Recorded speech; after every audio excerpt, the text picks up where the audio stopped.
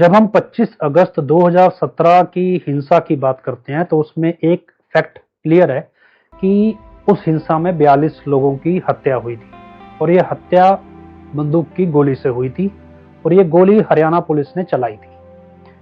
इन हत्याओं के खिलाफ कोई एफआईआर दर्ज नहीं हुई थी, लेकिन इस हिंसा को प्रायोजित करने के लिए डेरा की जो एडमिनिस्ट्रेशन थी उनके ऊपर मामले बनाए गए थे और एक तरह से इसे देशद्रोह की कैटेगरी में गिना गया था। नवंबर 2019 में हम ये चीज समझने का प्रयास कर रहे थे कि जिन लोगों के घरों में हत्याएं हुई और हजारों ऐसे पीड़ित थे जो बिना वजह जेल में डाल दिए गए, उनमें से कोई भी व्यक्ति इंसाफ मांगने या मुआवजा मांगने कोर्ट नहीं गया। ये चीज इसलिए महत्वपूर्ण है कि इन लोगों को देश के जुडिशियल सिस्टम पे भरोसा नहीं था, इनको किसी और सिस्टम पे भरोसा था कि ये सिस्टम हमें इंसाफ दिलाएगा, कोर्ट नहीं दिला सकती। 25 जनवरी 2019 के दिन जेल से एक चिट्ठी जारी हुई, ये कह के भी ये हजूर संत जी ने चिट्ठी लिखी है और ये चिट्ठी डेरा के अंदर खुले तौर पे पढ़ के सुनाई भी गई। उस समय मैंने जेल सुपरिटेंडेंट को एक मेल लिखा कि आप इस चिट्ठी के मायने नहीं समझते हैं। जो लोग कानून से बढ़ के डेरा की व्यवस्था को मानते हैं, उनके लिए ये चिट्ठी बहुत घातक हो सकती है, क्योंकि इस चिट्ठी के जरिए या इस तरह के संदेशों के जरिए कुछ भी उनसे करवाया जा सकता है। और ये वो लोग हैं जो 25 अगस्त 2017 का गुस्सा पी गए हैं, इन्होंने किसी के सामने अपना दुख इजहार नहीं किया। फिर नवंबर 2019 की प्रक्रिया जब हम देखते हैं, भी हाई कोर्ट चंडीगढ़ में जस्टिस अमोल रतन सिंह, जेल विभाग और हरियाणा सरकार और डेरा की जो एडमिनिस्ट्रेशन है वो सब एकजुट हो जाते हैं, गठबंधन की सरकार बनती है और अचानक से हनीप्रीत का ये सारा कुनबा जो भी जेल में होता है ये सब बाहर आ जाते हैं। डेरा की संगत जो मेरे जरिए कह सकते हैं या मैं डेरा की संगत के बिहाफ पे हजूर संत जी से जो मुलाकात करने का प्रयास करता हूँ या उनकी सुरक्षा को सुनिश्चित करने की हम कोशिश करते हैं, उस पर कोई संज्ञान नहीं लिया जाता। एक फर्जी बयान के जरिए हाईकोर्ट हमें 50,000 का जुर्माना लगाती है और एक तरह से धमका रही थी, वो डरा रही थी भी दोबारा ऐसी हरकत मत कर देना। क्या कि कानून जब पता ना हो तब हम डर सकते हैं, लेकिन जब पता हो तब हम बोल सकते हैं। अब हमें यह समझना था कि जो हनीप्रीत माहौल नवंबर 2019 में बना रही थी भी वो करने क्या वाले हैं, वो क्यों डेरा की रीतियों से अलग रीतियां बना रहे हैं, क्यों वो अचानक से डेरा की संगत को एक सेलिब्रेशन मोड में डाल दे रहे हैं।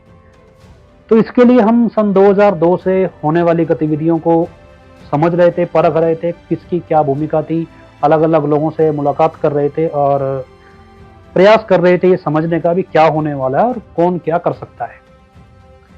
दूसरा यूं समझ सकते हैं भी दूध का जला छाछ भी फूक फूक कर पीता है, और 25 अगस्त को जो हमने झेला तब हमें कुछ नहीं पता था, लेकिन नवंबर 2019 आते आते हमें बहुत कुछ समझ आने लगा था। ऐसे में हम ये रिस्क नहीं ले सकते थे कि डेरा की संगत को दोबारा किसी ऐसी घटना में झोंक दिया जाए। और मैंने आपको सितंबर 2018 की एक घटना बताई जब बरसात आई थी बहुत ज़्यादा डेरा में, जब ये मतलब हमने सोचा था भी शायद कोई बड़ी घटना घटने वाली है, तो हम अपनी तरफ से तैयारी कर रहे थे और हर संभव खतरे से निपटने का मन बना रहे थे।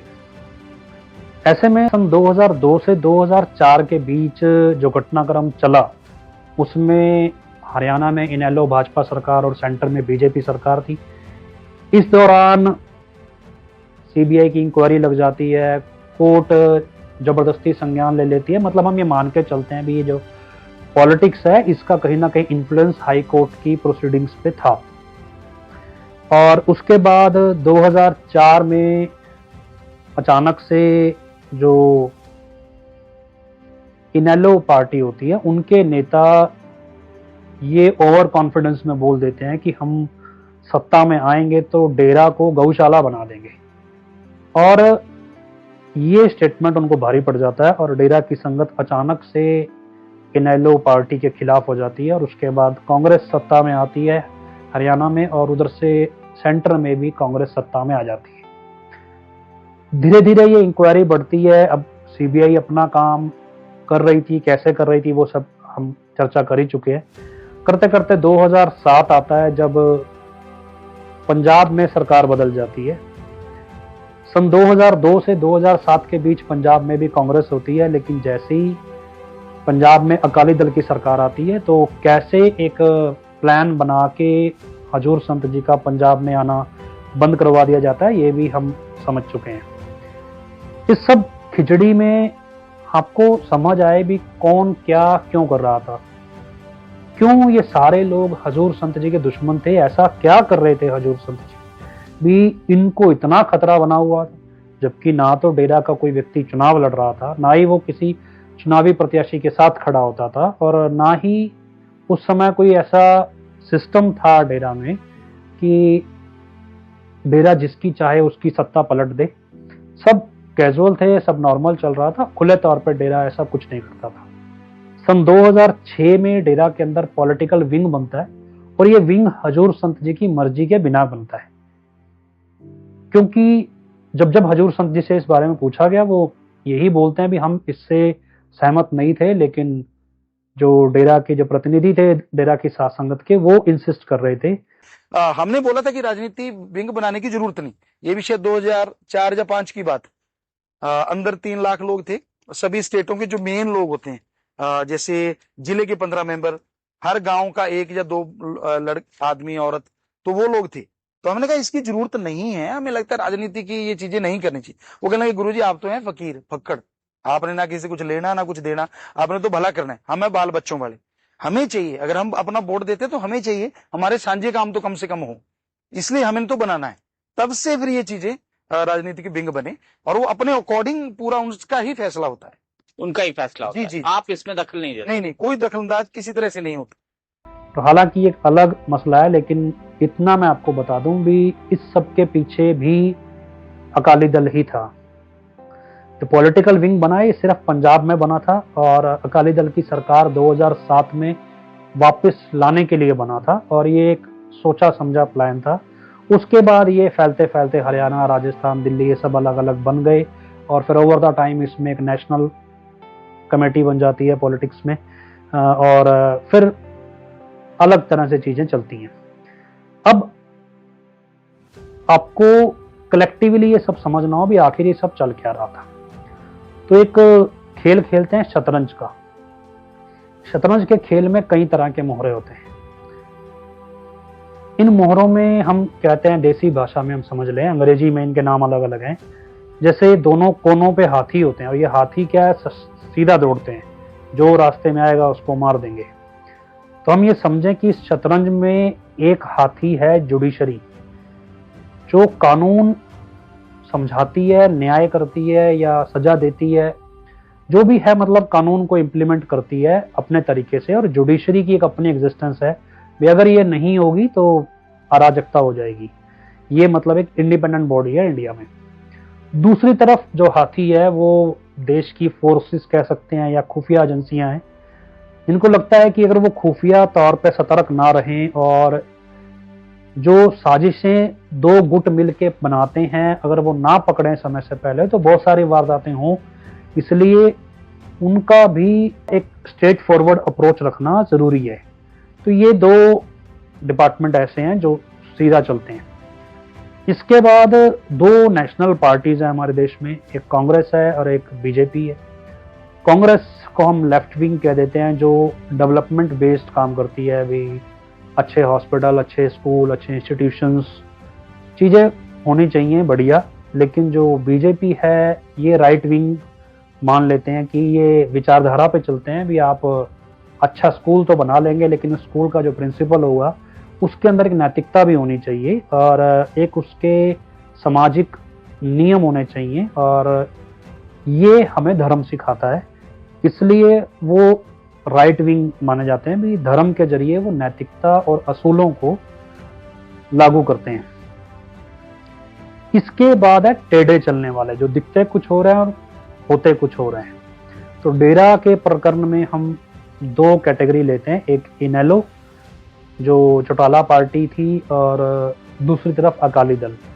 सामने से ये हजूर संत जी के सामने झुकते भी थे, उन्हें प्रणाम करते थे और इस तरह से दिखाई देता था भी वो बड़े शुभचिंतक हैं डेरा के, लेकिन थे वो टेढ़े और हमेशा टेढ़े तरीके से ही चलते थे और बैकडोर, मतलब एक पावर स्ट्रगल में भी थे कि डेरा उभर ना पाए और फैल ना पाए।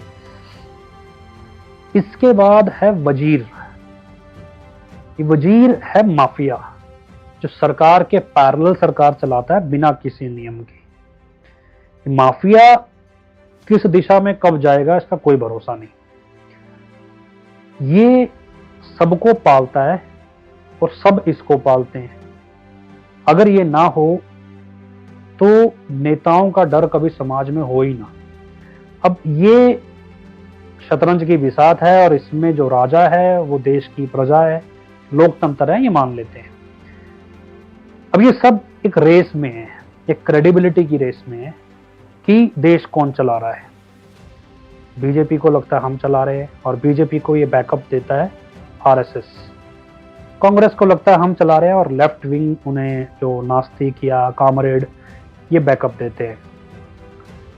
एजेंसियों को लगता है भी हम सुरक्षा कर रहे हैं, फोर्सेस को लगता है हम सुरक्षा कर रहे हैं भी हम चला रहे हैं देश, जुडिशरी को लगता है भी हम चला रहे हैं और माफिया कुछ लगता है भी वो चला रहा है, क्योंकि वो ना हो तो किसी नेता का अस्तित्व ही ना रहे।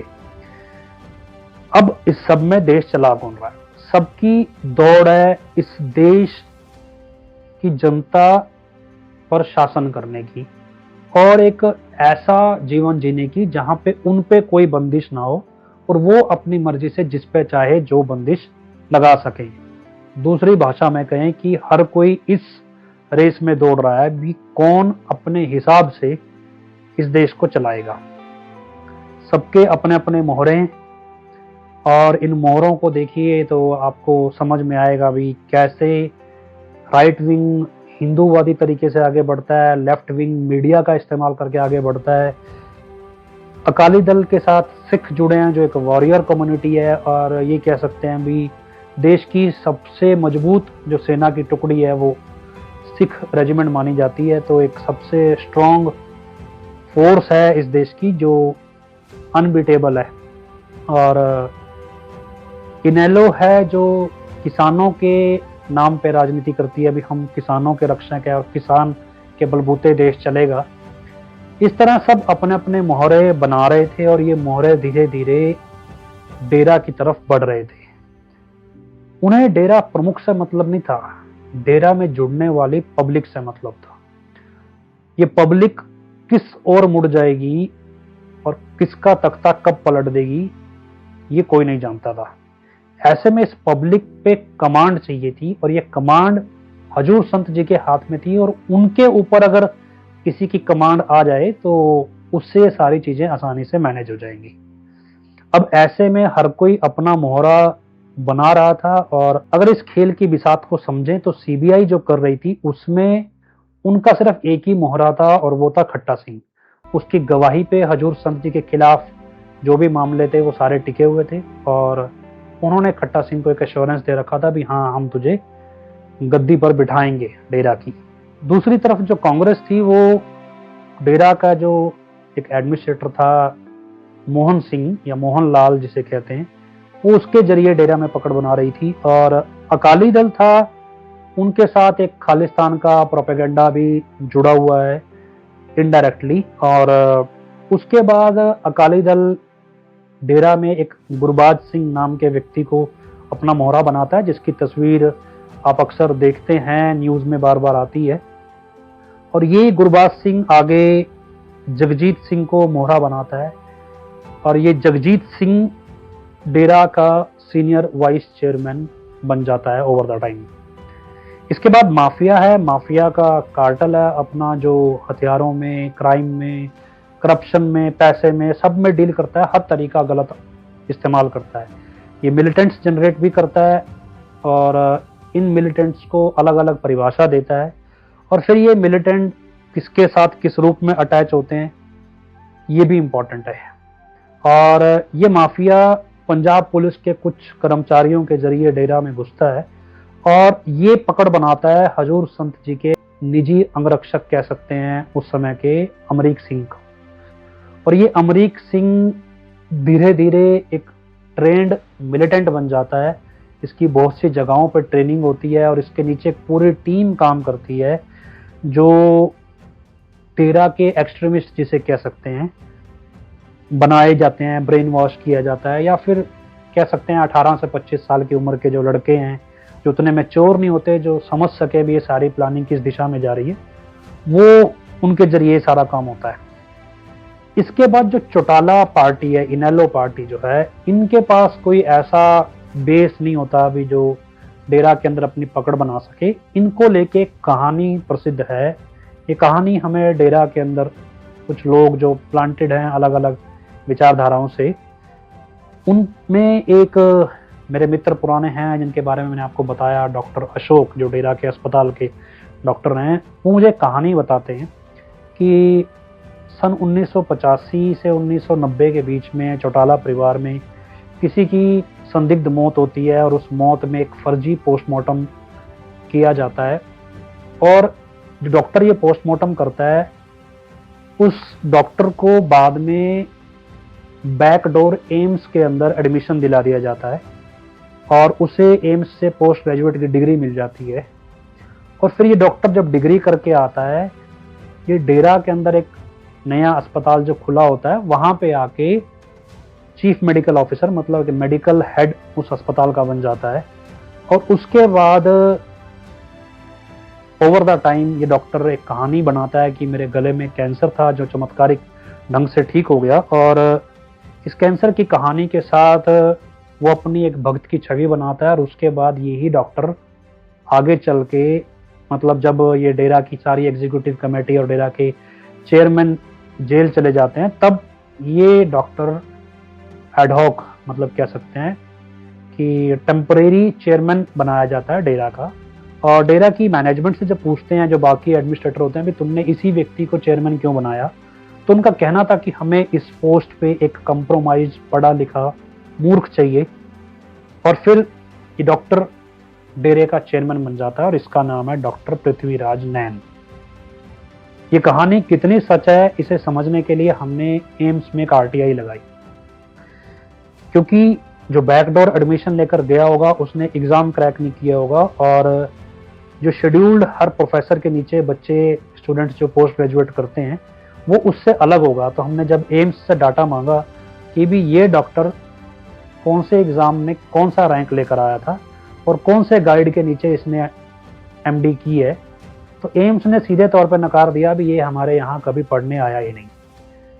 जब ये आरटीआई हमारे पास आई तब हमने नई आरटीआई लगाई और उसमें हमने हरियाणा सरकार में आरटीआई लगाई कि भी 1985 से 1990-95 तक कोई ऐसा डॉक्टर जो पृथ्वीराज नैन नाम का आपके कर्मचारियों में रहा हो, उसका डाटा हमें चाहिए। तो हरियाणा सरकार के तमाम सिविल हॉस्पिटल्स ये आरटीआई का जवाब लिख कर देते हैं कि सरकार के अंदर पृथ्वीराज नैन नाम का कोई डॉक्टर कभी एक्टिव नहीं रहा। मसलन अगर ये कहानी सच है तो डॉक्टर पृथ्वीराज नैन का रिकॉर्ड हरियाणा सरकार और एम्स से भी गायब किया गया ताकि कभी ये कहानी खुले ही ना। और दूसरा भी, ये डॉक्टर अगर डॉक्टर था ही नहीं तो फिर ये डेरे के हॉस्पिटल का मेडिकल हेड कैसे बन गया, क्योंकि डेरा ने जो हॉस्पिटल है वो एक रिमोट एरिया में खोला था जहाँ पे कोई डॉक्टर आम होता ही नहीं है। और ऐसे में कोई एम्स का एमडी वहाँ नौकरी करने की ख्वाहिश रखे तो ऑब्वियसली कोई भी हॉस्पिटल मान जाएगा। शायद ये स्कोप देख के ये व्यक्ति वहाँ घुसा। तो वापस आते हैं भी, इनेलो पार्टी जो चौटाला पार्टी है भी, उनका एक मोहरा हम मान के चलते हैं। डॉक्टर पृथ्वीराज नैन डेरा में चेयरमैन की पोस्ट पे आ गया। इसके बाद बीजेपी है। बीजेपी नॉर्थ इंडिया में इतनी पकड़ नहीं रखती थी और यहाँ पे सिर्फ आरएसएस के जरिए काम होता था। और ये आरएसएस आगे हिंदूवादी संगठन थे, उनके जरिए काम करती थी। और ये हिंदूवादी संगठन आगे डेरा की संगत में, मतलब जो डेरा के टॉप लेवल पे लोग होते हैं, उनमें जो ब्राह्मण बिरादरी के लोग थे उनको कांटेक्ट करती थी। उनके दिमाग में एक छवि बिठाती थी भी ब्राह्मण श्रेष्ठ हैं और ब्राह्मण का गुरु कोई सरदार नहीं हो सकता। और ये जो ब्राह्मणों का ग्रुप बन रहा था डेरे में, इसको लीड कर रहा था अभिजीत भगत नाम का व्यक्ति, या यूं कह सकते हैं इन्होंने अपना रिप्रेजेंटेटिव अभिजीत भगत बना रखा था।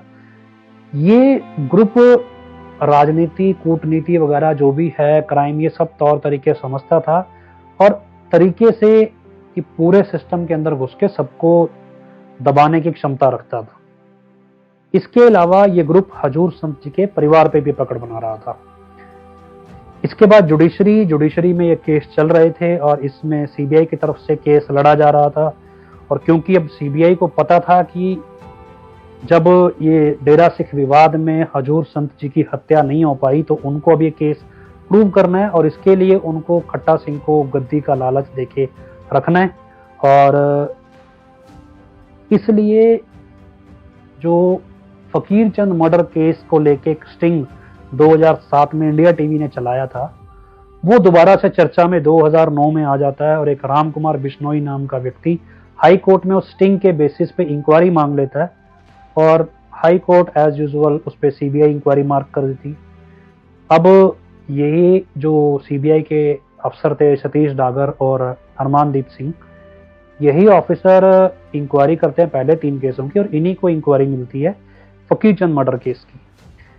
ये प्राइमरी इंक्वायरी करते हैं और इस इंक्वायरी के बाद 22 फरवरी 2010 को एक एफआईआर दर्ज करते हैं सेक्शन 302 और 120 बी और 201 में कि भाई फकीर चंद की हत्या हुई है। मसलन फिर से ये मामला इस तरह से आता है भी अब डेरा की जो बचे कुछ एडमिनिस्ट्रेटर हैं ये जेल जाने की तैयारी कर लें और फिर ठीक 5 दिन बाद एक बड़ा सा दंगा होता है, यूं कहीं भी आगजनी होती है, जिसमें 27 फरवरी 2010 के दिन शाम को 5 बजे करीब 2 दर्जन शहरों में जगह जगह बसें जला दी जाती हैं, पोस्ट ऑफिस, रेलवे बोगीज, इन सबको आग लगा दी जाती है और ये बहुत ऑर्गेनाइज्ड वे में होता है। और इसके बाद सीबीआई दबाव बनाती है खट्टा सिंह पे कि भाई तेरे फर्जी स्टिंग की वजह से ये सब कुछ हुआ और अब तुझे चुप करना पड़ेगा, क्योंकि सीबीआई को हजूर संत जी को जेल भेजने के लिए खट्टा सिंह से ज्यादा डेरा की एडमिनिस्ट्रेशन की जरूरत थी। इसलिए ये एक तरह से सेटलमेंट होता है भी खट्टा सिंह को दबा लिया जाएगा, डेरा की मैनेजमेंट के खिलाफ कोई केस नहीं बनेगा इस आगजनी में और इसके बदले डेरा की मैनेजमेंट को एक काम करना होगा। ये काम था कि सन 2005 में कृष्ण लाल जो छत्रपति हत्याकांड और रंजीत हत्याकांड दोनों में आरोपी था, उसे सीबीआई के लोगों ने इलीगल अरेस्ट करके टॉर्चर किया था और ये बात कोर्ट को सबूत के साथ पता चल गई थी और उनके ऊपर एक मामला दर्ज हो गया था। अब ये केस ऐसा था जिसके बेसिस पे सीबीआई की सारी इंक्वायरी फर्जी साबित की जा सकती थी। सीबीआई तो जबरदस्ती काम कर रही थी। तो सीबीआई ये डील करती है डेरा की एडमिनिस्ट्रेशन से कि कृष्ण लाल वाला मुकदमा वापस हो जाए तो हम आसानी से डेरा प्रमुख हजूर संत जी को जेल भेज पाएंगे। तो डेरा की मैनेजमेंट तरीके से वो केस वापस ले लेती है, फिर सारा सेटलमेंट हो जाता है और क्योंकि खट्टा सिंह को इस सब में कुछ नहीं मिलता तो फिर वो हॉस्टाइल हो जाता है, भी अब मेरे हाथ में क्या लगा तो मैं बयान नहीं दूंगा और खट्टा सिंह हॉस्टाइल हो जाता है। अब ये केस जो चल रहे थे ये फिर से कमजोर होने लगते हैं। करते करते सन 2012 आता है और 2012 में फिर एक पॉलिटिक्स चलती है और पंजाब में फिर से अकाली दल की सरकार आ जाती है।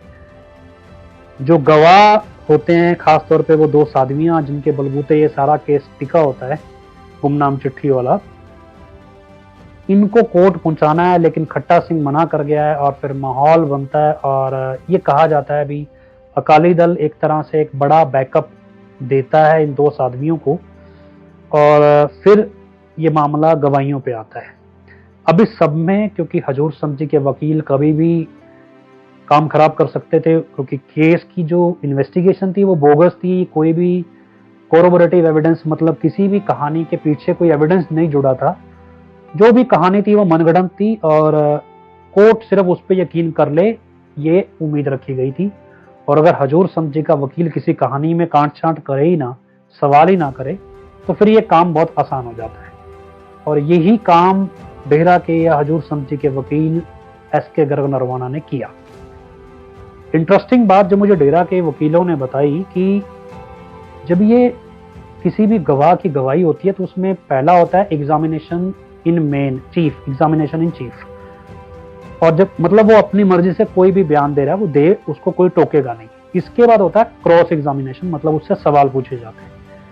तो जब एग्जामिनेशन इन चीफ होता था तब हजूर संत जी कोर्ट में पेश होते थे, लेकिन जैसे ही किसी गवाह का क्रॉस एग्जामिनेशन होना होता था तो जो कोर्ट थी या प्रिसाइडिंग ऑफिसर जो था वो हजूर संत जी को कहता था भी आप जा सकते हो, आपका काम हो गया, बाकी काम कोर्ट का आप अपने आप कर लेंगे। ये मुझे नहीं पता ये होता था कि नहीं होता था, लेकिन डेरा के वकील मुझे बताते हैं कि कोर्ट में ये सब चल रहा था। अब हजूर संत जी की तरफ से जो उनका निजी सबसे भरोसेमंद व्यक्ति था, जो इस सारी कोर्ट की पैरवी को देख रहा था, जो भी वकीलों को मैनेज करना, फीस वगैरह देना, ये सब कुछ करना, वो था दान सिंह। ये हजूर संत जी के जो घर में बचपन से कुछ नौकर उनकी जमीन संभालते थे, जो मतलब सीरी कह देते हैं यहाँ पे, उनके परिवारों में से था और बचपन से हजूर संत जी को जानता था और उनका वफादार माना जाता था।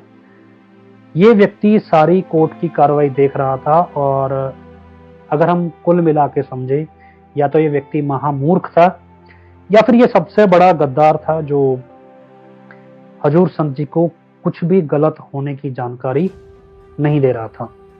इस शतरंज की बिसात को समझें तो सन 2007 से ही हजूर संत जी खुले तौर पे कहने लगे थे कि हमारे इर्द गिर्द कोई भी व्यक्ति है, इवन हमारा परिवार का कोई सदस्य है, कोई भी व्यक्ति है, उन पे कोई भरोसा मत करो, जो हम कह रहे हैं सिर्फ उसी के अनुसार चलो, वही सुनो, उसी पे विश्वास करो और किसी पे विश्वास ना करो। जो परमार्थ में चलेगा, जो मालिक का नाम जपेगा, वही खुशियां हासिल करेगा। सिर्फ परिवार का तगमा मिल जाने से खुशी नहीं मिलती। कहीं आप सोचो कोई संत पीर फकीरों के परिवार से है, वो भगवान बन गए, नहीं नहीं, ये आपका गलत है। अगर हम कोई पास खड़ा है, पास बैठा है, आपको लगता है यार बहुत नजदीक है, आप क्या जानो कौन क्या क्या गुल खिला रहा है, पर्दा मंजूर है, बस बात इतनी सी। इसलिए कई बार होता है कि यार फलां बंदे ने मुझे कहा है, वो तो पिताजी कहेंगे तभी कहेगा, आपको कैसे गारंटी है भाई? जब हम स्टेज पे बैठ के गारंटी नहीं देते कि कोई भी आदमी कुछ भी कह सकता है, किसी की कोई गारंटी नहीं सिवाय फकीर के, सिवाय भगवान के। जब हम स्टेज से गारंटी नहीं देते तो आप कैसे मन बना लेते हो यार ये बंदा तो पिताजी की कहने से कर, सवाल ही पैदा नहीं होता। पर कई खचत हो जाते, अच्छा तेरे को लूज मोशन लगे, मैं अभी ऐसे कर दूं, तेरे को ये हुआ मैं ये करूं, मैं तेन आए कर दूं, तेन वो दवा दूं, तेन फलाना, तू फिक्र ना कर, मैं फलानी कंपनी खुला दूं। क्यों? सतब्रह्मचारी सेवादार या कोई भी त्यागी तपस्वी हुंदा है, जानकार तो हो ही जाती है संगत, बाई जी नारा, वो बाई जी फिर फायदा उठाने ते हो जाते भी मेरा पासपोर्ट बना दी, मेरा फलाना काम कर दी, पुत नाले ओनू रगड़ेगा नाले आप रगड़िया जाएगा। क्यों नहीं रब रब करता? और यह जे मूर्ख सत्संगी हुंदे जेडे यह जे काम करन च लग जांदे, उन्हां नूं सीधा जवाब दे दिओ भी तुसीं भी रब दा नाम जपो भरावा, सानू भी जपण दिओ, साडे तो नहीं बनदा तुहाडा समान समून। जे तुहाडा पीर फकीर नहीं बना सकदा, असीं कौन हुंदे हैं? असीं तो उसे पीर फकीर कोले खुद आउंदे हैं। किसी को गुमराह नहीं होना चाहिए ये देख के ये तो यार पिताजी दे कोले रहिंदा सी, ये तो जमा ही नेड़े सी, मनता सारियां दे अंदर है। 1948 से लेके अब तक हमने कब सत्संग में कहा है कि गुरु के अलावा गुरु के इर्द गिर्द हो उनको गुरु मान लो? कभी कहा है? बताए ना संगत, आप देख रहे हैं, नहीं कहा ना जी। कभी सुना हमसे? नहीं सुना। तो फिर आप उनके लिए ये क्यों बना लेते हो? ये तो बड़ा भक्त है। किसने कहा? बताओ। हमने कहा कोई बड़ा भक्त है? तो फिर आप नहीं बनाया तो आप ही भोगोगे। अगर ऐसे भक्तों के पीछे लगोगे तो तेल दे देंगे किनारे पे, नहीं मझदार में डूबेंगे ऐसे जाके, यहां से निकलो भी ना बाद में। अब जो भी व्यक्ति हजूर संत जी के इर्द गिर्द जो लोग थे, जो एक तरह से किसी ना किसी के मोहरे थे, उनके जाल में फंसता, चाहे वो पैसे के लालच में, चाहे शोहरत के, चाहे अय्याशी के या ऐश परस्ती के, वो एक तरफ डेरे में ऊंची पदवी पे पहुंचने लगता और दूसरी तरफ उसका जो नैतिक स्तर था वो गिरने लगता।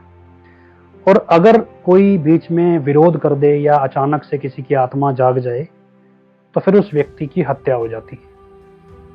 ऐसे अनेकों लोग थे जो एक एक करके गायब हो गए डेरा से, एक एक करके मारे गए, संदिग्ध तौर पे मृत पाए गए और उन्हें आत्महत्या बना दिया गया। इसके अलावा जो ये मोहरे बन रहे थे इसमें बहुत सारे मोहरे खराब भी हो रहे थे और ये एक एक करके फिर ये मोहरे मार दिए जाते थे। इनकी गिनती सैकड़ों में थी। जब आप 25 अगस्त 2017 के बाद मीडिया में चली खबरें सुनते हैं भी डेरा में सैकड़ों नरकंकाल हैं, असल में ये कहानियां यहाँ से पैदा हुई हैं। क्योंकि जो सुरक्षा एजेंसियां या खुफिया एजेंसियां थी उन्हें ये तो समझ में आ रहा था भी लोग गायब हो रहे हैं, मारे जा रहे हैं, लेकिन जा कहाँ रहे हैं। और ये जो लोग गायब हो रहे हैं इनकी रिपोर्ट कभी किसी पुलिस स्टेशन में क्यों नहीं आ रही, क्यों कोई पुलिस इंक्वायरी नहीं कर रही और किस स्तर का माफिया डेरे के अंदर काम कर रहा है। अब क्योंकि दिखने में ये ऐसे लगता था भी ये सब हजूर संत जी के दुश्मन है इसलिए मारे जा रहे हैं, पर ये लोग कौन हैं और कहाँ गायब हो जाती हैं इनकी डेड बॉडीज ये किसी को नहीं पता था। अब कहने को ये कह सकते हैं इस बिसात में कि हजूर संत जी के साथ जो थे ये उनके मोहरे थे, वास्तव में ये दुश्मनों के मोहरे थे। उनके करीब कोई पहुंच नहीं पा रहा था और ऐसे में फिर सब मिलके एक शख्स को उनके करीब पहुंचाते हैं और ये शख्स है हनीप्रीत। सन 2009-10 में ये हनीप्रीत हजूर संत जी के करीब आने लगती है और ये बड़े तरीके से काम हो रहा था। और इसमें जो उनका हस्बैंड था विश्वास गुप्ता वो इसमें सहमत नहीं था। वो हजूर संत जी का एक वफादार सेवक था कह सकते हैं। तो जब उसे ये चीज़ें पता लगने लगती हैं तो फिर विश्वास गुप्ता को किडनैप किया जाता है, फिजिकली उसे बहुत टॉर्चर किया जाता है। इस लेवल का डर उसके अंदर पैदा किया जाता है कि वो किसी भी तरह डेरा छोड़ दे और इवन सिर्फ छोड़े ना, वो हजूर संत जी के खिलाफ बयान भी दे। और फिर विश्वास गुप्ता ने ऐसा बहुत कुछ किया। उनके फादर थे MP गुप्ता, फिलहाल वो स्वर्गवासी हो गए हैं, तो उन्होंने भी प्रेस कॉन्फ्रेंस की और फिर हनीप्रीत उनके ऊपर केस डालती है, दहेज का अलग अलग केस डलते हैं। ये केस फर्जी होते हैं और फिर इन मुकदमों के जरिए विश्वास गुप्ता माफ़ी मांगने आता है डेरा में, उनके पिता माफ़ी मांगते हैं। मतलब कह सकते हैं भी ज़बरदस्ती उन्हें झुका लिया जाता है और इसमें बहुत सारी प्रॉपर्टी जो उनकी फैमिली की होती है वो हनीप्रीत को मिल जाती है, मतलब एक तरह से कंप्रोमाइज़ में। यहाँ से हनीप्रीत चढ़ने लगती है और इस दौरान जब कोई हजूर संत जी का वफादार नहीं होता तो हजूर संत जी की बड़ी बेटी बहन चरणप्रीत कौर वो कमान संभालती हैं और कोशिश करती हैं सिस्टम को पटरी पे लाने की, लेकिन धीरे धीरे उनके साथ भी ऐसी घटनाएं घटने लगती हैं भी उन्हें मजबूरन इस सबसे पीछे हटना पड़ता है। अब एक कहावत है कि जब दुश्मन जड़ में हो तो उसे बिल्कुल साथ रखना चाहिए, क्योंकि जब वो वार करेगा तो वो खुद भी मरेगा। हनीप्रीत एक ऐसी परिस्थिति में डेरा में आ गई थी जहाँ पे हनीप्रीत अगर दूर होती तो हजूर संत जी पे हमला होता और अगर नज़दीक होती तो खुद हमले से बचने के लिए वो हमला होने नहीं देती। ये एक अभी हम कैलकुलेटिव अप्रोच ले रहे हैं। हनीप्रीत को एक तरह से हजूर संत जी का हैंडलर बनाने की कोशिश की गई। वो हर पॉसिबल तरीके से हजूर संत जी का साथ देती थी हर काम में, और इसके बदले हजूर संत जी ने जितने भी मोहरे थे अलग अलग पार्टियों के या अलग अलग मतलब गुटों के, उन सभी मोहरों का जो प्रतिनिधि है वो हनीप्रीत को ही बना दिया। मतलब अब किसी भी मोहरे को अपनी चाल चलनी है वो वाया हनीप्रीत चलनी है, क्योंकि इन सभी ने हनीप्रीत को वहां तक पहुंचाया था और हनीप्रीत को ही सब कुछ करना था। और हनीप्रीत जब तक हजूर संत जी के करीब रहेगी तब तक वो हमला होने नहीं देगी। तो इसलिए मजबूरन कह सकते हैं भी हजूर संत जी को हनीप्रीत को नज़दीक रखना पड़ा, और इसके बदले में उन्होंने बहुत कोशिश की भी उसका जो परिवार है, जो एक बेशर्म परिवार कह सकते हैं, बहुत घटिया दर्जे का जीवन या कहें घटिया दर्जे का काम करने वाला परिवार था, उनको सुधारने की बहुत कोशिश की, लेकिन कुछ नहीं हुआ। और फाइनली एक दिन ऐसा आता है जब ये प्लान किया जाता है भी हनीप्रीत को हजूर संत जी के निवास में रखा जाए, और फिर हनीप्रीत हजूर संत जी के निवास में जबरदस्ती रखवाई जाती है, ये कह के कि भाई हजूर संत जी अपना ख्याल नहीं रखते, समय पे खाना नहीं खाते, तो कोई लेडी ऐसी होनी चाहिए जो रोटी बना के समय पे गरम गरम रोटी दे, समय पे दवाई दे दे। और हजूर संत जी इसके लिए सहमत नहीं होते, लेकिन डेरा की संगत से बार बार प्रेशर डाला जाता है और एक हनीप्रीत की छवि ऐसी बनाई जाती है संगत में, जिससे हजूर संत जी संगत के आग्रह पे हनीप्रीत को रहने की इजाजत दे देते हैं।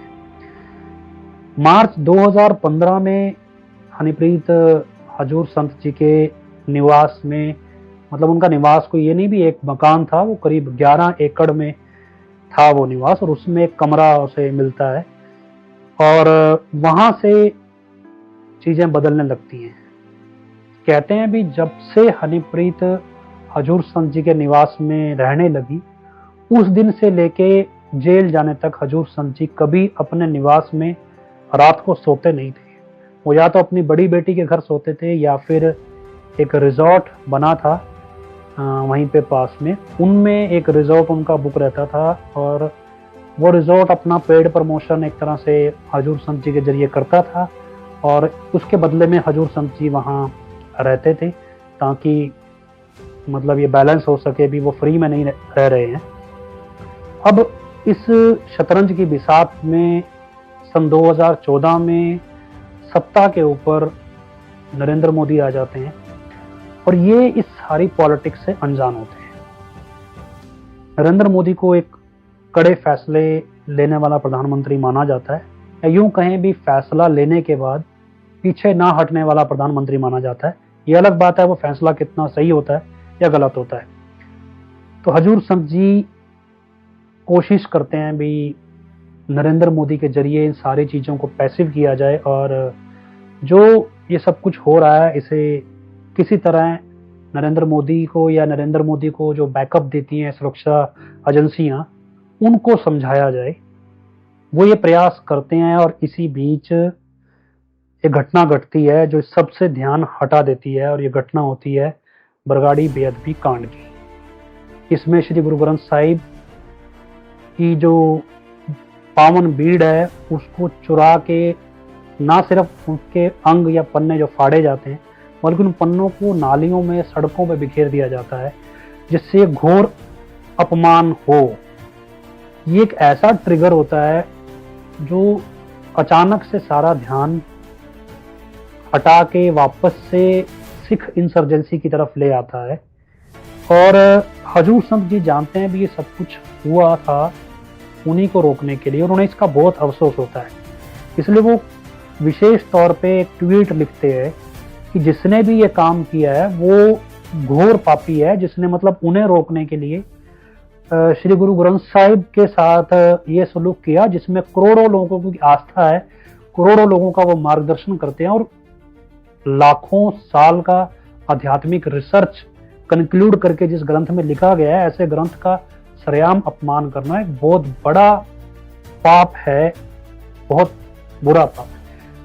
तो उसके बाद परिस्थितियां फिर से बदलती हैं, लेकिन हजूर संत जी कोशिश करते हैं भी वो किसी तरह नरेंद्र मोदी गवर्नमेंट के साथ तालमेल बैठा के जो भी उनके इनिशिएटिव है उनको लागू कर सकें, ये जो बुराइयां समाज में हैं इनको रोक सकें, और दूसरी तरफ प्रयास उनको रास्ते से हटाने के फिर से बढ़ जाते हैं, और फिर से डेरा प्रेमियों की हत्याओं का दौर चल पड़ता है, और फिर से वही माहौल बनने लगता है जो सन 2007 में बना था, और करते करते फिर सन 2017 भी आता है, जिसमें 25 अगस्त 2017 की घटना भी घटती है।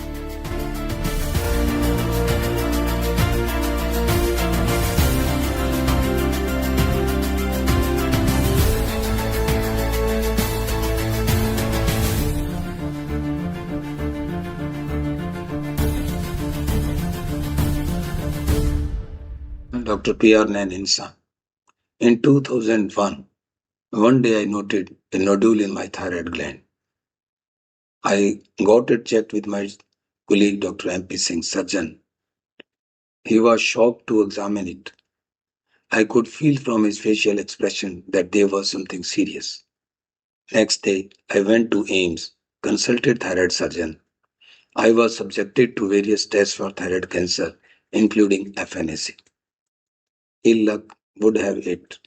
All the tests were positive for thyroid cancer, and the type of cancer was highly malignant Hurther cell carcinoma.